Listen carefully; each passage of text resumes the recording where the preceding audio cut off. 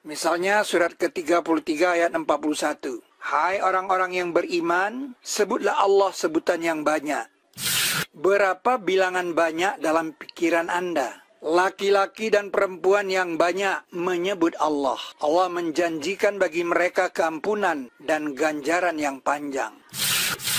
Orang-orang yang beriman menjadi tentram kolbu-kolbu mereka dengan menyebut Allah. Apa belum datang bagi orang-orang yang beriman untuk khusyuk kolbu-kolbu mereka untuk menyebut Allah? Bahkan dalam ibadah haji, ketika di Musdalifah manusia disuruh menyebut di sana, yaitu di sisi Masy'aril Haram. Maka sebutlah Allah di sisi Masy'aril Haram. Dan sebutlah dia sebagaimana dia telah beri pengenalan kepada kamu. Sebaliknya, kalau kamu tidak menyebut, Allah akan tentukan seekor setan yang selalu mengiringimu. Jadi berarti kamu setan. Dan siapa yang berpaling dari menyebut Ar-Rahman, niscaya kami tentukan baginya seekor setan, maka dia untuknya sebagai teman.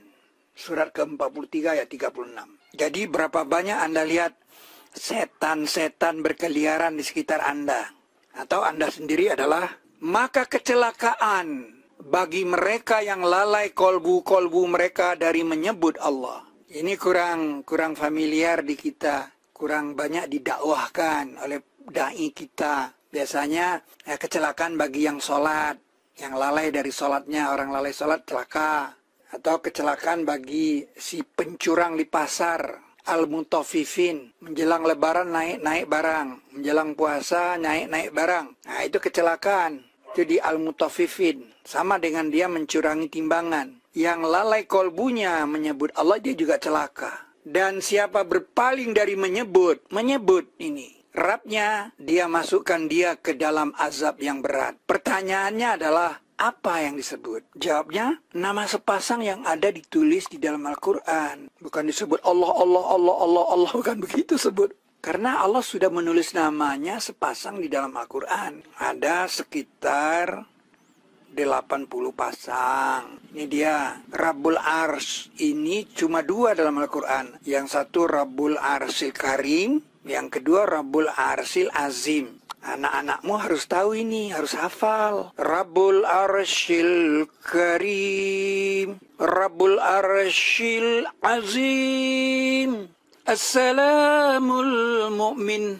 Nah, ternyata saudara, pengulangannya ada sebanyak 395 kali. Ini jumlah yang cukup banyak.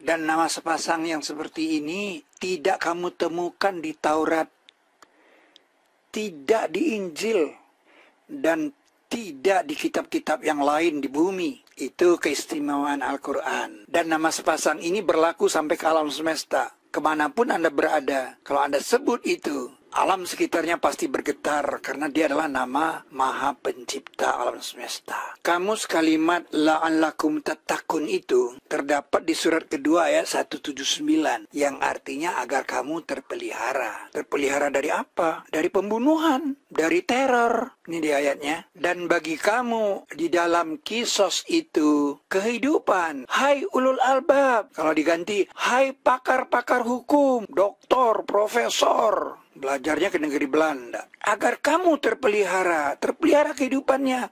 Karena ada kisos. Nah, di sini ayat ini mengkamuskan kata-kata la'allakum tattaqun, termasuk ayat puasa. Ayat puasa itu juga mengkamuskan kata la'allakum tattaqun.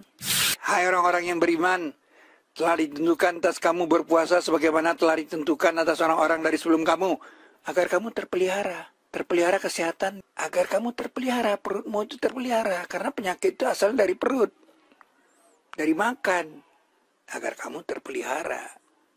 Jadi dua ayat itu mengkamuskan kata la'allakum tattaqun, artinya agar kamu terpelihara. Endingnya kemana?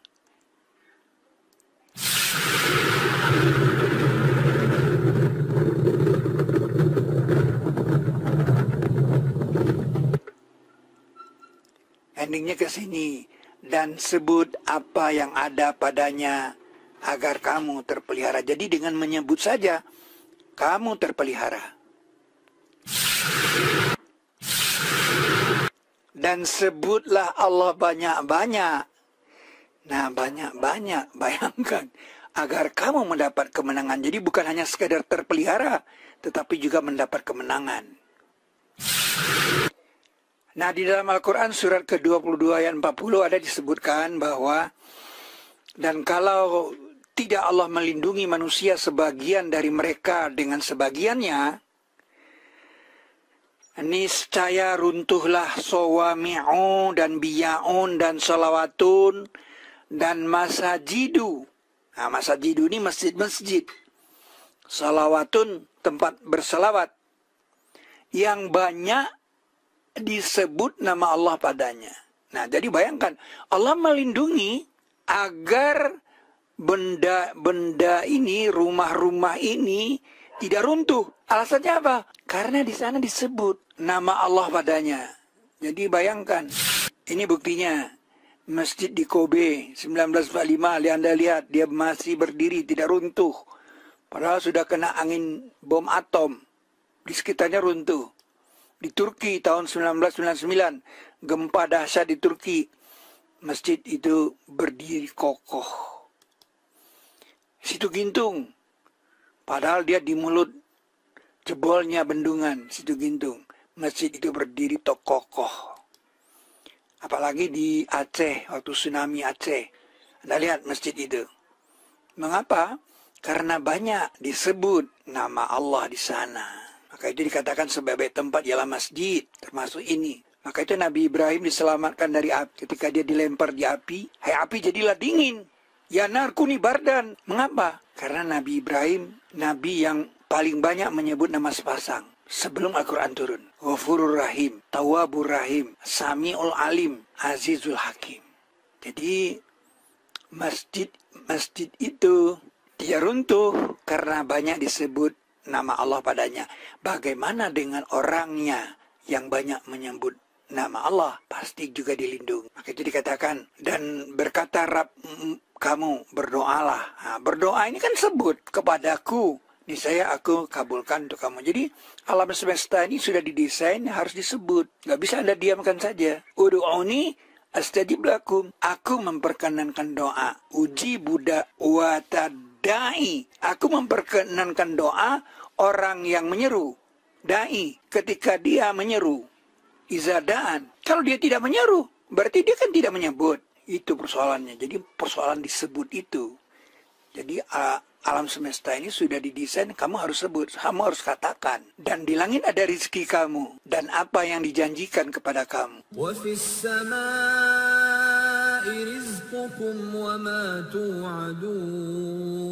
Jadi di langit itu sudah ada rezeki kamu. Dan apa yang dijanjikan kepada kamu. Keluarkan zakatnya, sucikan dirimu dengan mengeluarkan zakatnya. Apalagi di bulan Ramadan, turut mendorong gerobak. Nah, maka demi pemelihara langit dan bumi. Pakai kata demi di sini, wa pakai wa. Fawa rabbis sama iwal ardi. Innahu, sesungguhnya dia lahakun, sungguh lengkap. Mithla, seperti ma, apa-apa, annakum, sesungguhnya kamu. Tantikun, mantikan, katakan. Jadi seperti apa yang kamu katakan. Kamu katakan itu kan kamu sebut.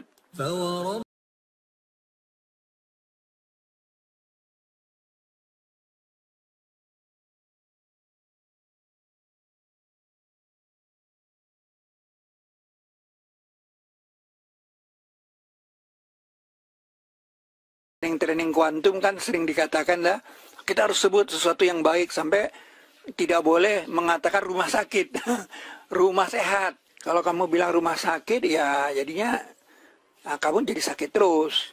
Nah, itu juga lagu itu juga harus diganti. Tanah tumpah darahku, nah, darahmu tertumpah terus nanti di sana. Berdasarkan teori kuantum kita tidak boleh menyebut sesuatu nanti terjadi. Ini buktinya. Dia akan terjadi sesuai yang kamu katakan. Karena alam ini sudah didesain dengan itu. Disebut biar tidak dia. pakai kata mantik ini. Maka itu Anda tidak boleh bilang anakmu bodoh. Kamu bodoh, tidak boleh, nanti bodoh beneran dia. Nah, selalu Anda katakan yang baik, yang bagus. Selalu optimis, saya bisa, kamu bisa. Nah, insya Allah kamu bisa. Kuantum Quran ini, bagian kan kuantum Quran. Tapi sebut ini kan. Maka itu ada kutukan. Telah dikutuk orang kafir dari Bani Israel atas lidah Daud dan Isa anak Maryam. Kutukan itu kan juga sebut. Itu, jadi memang alam ini sudah didesain dengan sebut. Hati-hati menyebut. Nah, orang-orang munafik itu menipu Allah. Dan Allah balas menipu mereka. Dan apabila mereka berdiri kepada sholat, berdirilah mereka dengan malas. Nah, dia berdiri sholat malas. Dan mereka tidak menyebut kepada Allah melainkan sedikit. Jadi mereka sebut, tapi sedikit. Dan mereka tidak menyebut kepada Allah melainkan sedikit. Dan apabila engkau sebut Rabbmu saja di dalam Al-Quran, mereka berpaling belakang dengan terburu-buru. Tidak suka dia. Anda lihat saja di YouTube itu, yang suka dengan tausiah Al-Quran berapa orang? Sedikit, karena dia berpaling belakang dengan terburu-buru. Tapi coba kalau materinya yang lain. Maka itu Allah menasihatkan, jangan kamu seperti orang-orang yang lupa. Pakai kata nasia di sini. Nasullaha. Maka dia jadikan mereka lupa kepada diri mereka. Jadi orang yang lupa kepada Allah pasti lupa kepada diri. Suruh sholat tidak sholat. Berarti dia lupa berwudu kan. Nah, lupa berwudu kan lupa cuci muka dia. Lupa. Bayangkan. Dengan diperintahnya kita sholat 5 kali, berarti kita kan harus cuci muka 5 kali. Ya, cuci muka 5 kali itu untuk siapa? Untuk diri kita sendiri. Maka itu wajahnya hitam, lebam, berkarat karena tidak pernah tersentuh air wudhu. Itulah mereka orang-orang yang fasik. Nah, lupa kepada Allah. Dan kepunyaan Allah lah nama-nama yang tepat. Maka berdoalah kepadanya dengannya. Jadi kita disuruh berdoa kepada Allah dengan menyebut nama-nama yang sepasang itu. Nah, contohnya Nabi Ibrahim. Nabi Ibrahim itu berdoa dengan menyebut nama sepasang.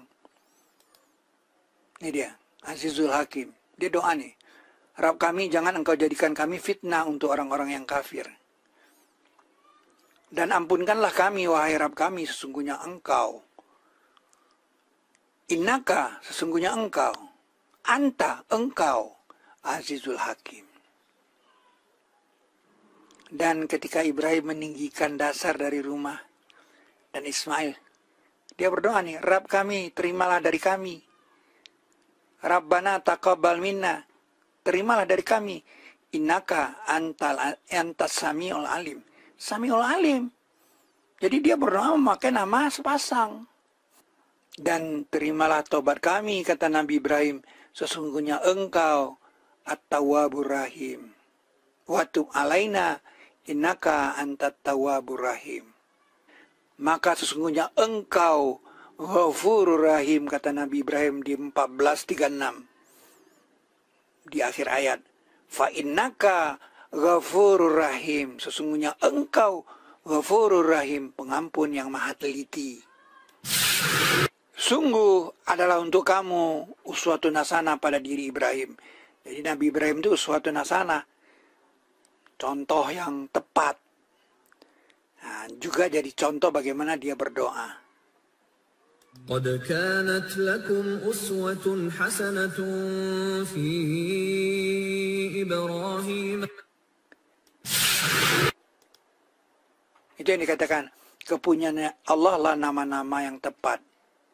Maka berdoalah kepadanya dengannya, dengan menyebutnya. Itu nama sepasang di dalam Al-Quran.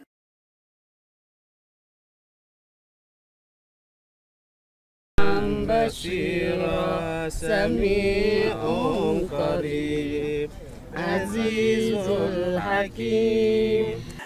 Waqo artinya selamatkan, dan dia dikamuskan pada doa terpendek yang sering kita baca. Waqina azabannar. Kata kina ini berasal dari kata waqo, waqina. Waqo selamatkan, maka Allah beri atas kami dan dia selamatkan kami dari azab yang panas. Maka Allah selamatkan dia dari kejahatan-kejahatan. Selamatkanlah mereka dari kejahatan-kejahatan. Kalau syuhu artinya kikir. Kalau Anda mengkikir besi, itu besinya terbuang sedikit sekali. Namanya saja kikir. Nah, kikir itu maknanya ya memberi sedikit. Dan diri manusia diberi perangai kikir. Di surat ke-59 ayat 9 ini dikatakan, dan siapa diselamatkan dari kekikiran dirinya, maka itulah mereka orang-orang yang menang. Dan berinfaklah yang baik untuk diri-diri kamu. Dan siapa diselamatkan dari kekikiran dirinya, maka itulah mereka orang-orang yang mendapat kemenangan. Mengapa dikatakan untuk diri? Karena sedekah itu membersihkan dan mensucikan. Dan orang-orang yang suci itu akan masuk surga yang kekal.